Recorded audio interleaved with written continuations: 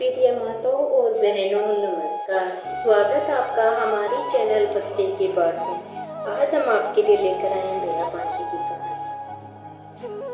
एक राजा था, उसके 7 बहू और बेटे थे। 6 बहुओं का तो पियर था और 7वीं का कोई पियर नहीं था। 6 बहुएं कुएं पर पानी भरने गई तो आपस में बोली कि जल्दी जल्दी पानी भर लो, बाद में तो धूप मारने जाना है। कुएं पर कोई एक जनी उन 6 बहुओं से बोली कि तेरी जेठानी क्या कर रही है? तो वह 6 बहुएं बोली कि वह तो चरखा काट रही है, उसे क्या मालूम कि बेया पांचे क्या है, क्योंकि उसकी कोई भाई नहीं है।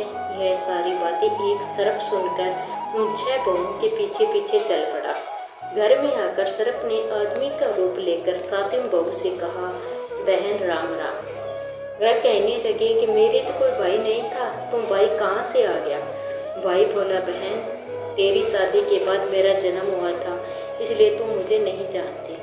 फिर वह अपनी सास से पूछने गई तो मेरा भाई आया है, क्या करूं?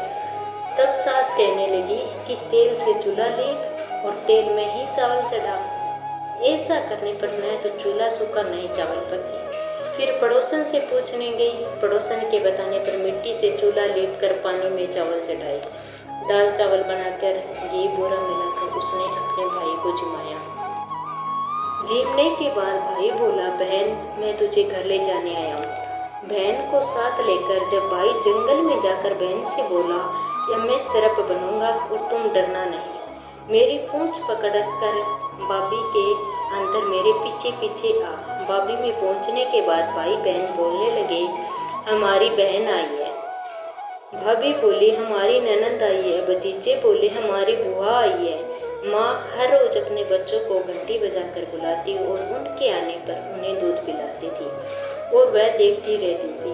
एक दिन वह माँ से छोटे बहन भाई को दूध पिलाने की जिद करने लगी तो माँ बोली, ले तुम दूध तो पिला ले, परंतु गर्म दूध पर घंटी मत बजाना। उसने गलती से गरम दूध पर घंटी बजा दी, जिसके पीने से किसी की जीभ, किसी की पूंछ और किसी का फन जल गया।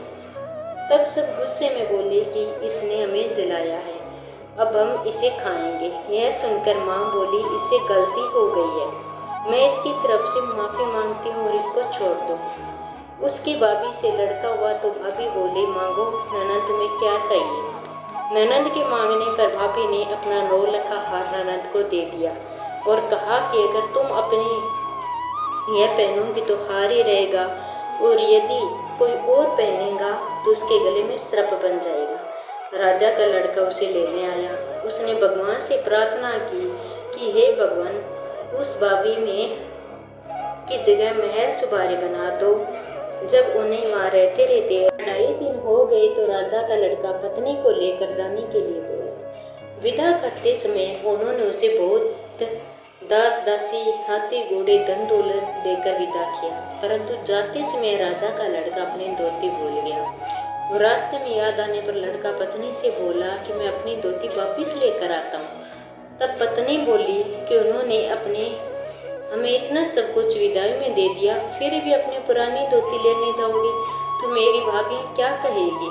उसने कहा कि ऐसा नहीं होता कि नई मिल जाने पर पुरानी छोड़ दो, और मैं तो अपनी पुरानी धोती जरूर ही लेकर आऊँगी। राजा के लड़के वहाँ पर जाकर देखा, न तो वहाँ पर कोई महल था, न चुबारा, न उसकी धोती वह किंकर पर लटक रही थी। यह देखकर राजा का लड़का पत्नी पर तलवार तान कर खड़ा हो गया और बोला कि सच सच बता, नहीं तो मैं तुझे मारूंगा।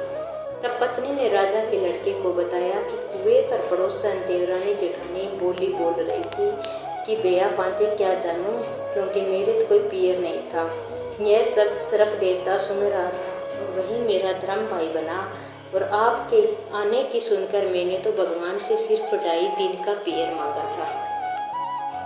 घर आने के बाद बहुत दिनों के बाद बहू के लड़का हुआ तो उसके ननद भी बहू के पूछने पर बोले कि मैं तो 9 लखा हार लूँगी जो तुम अपने पियर से लाई हो।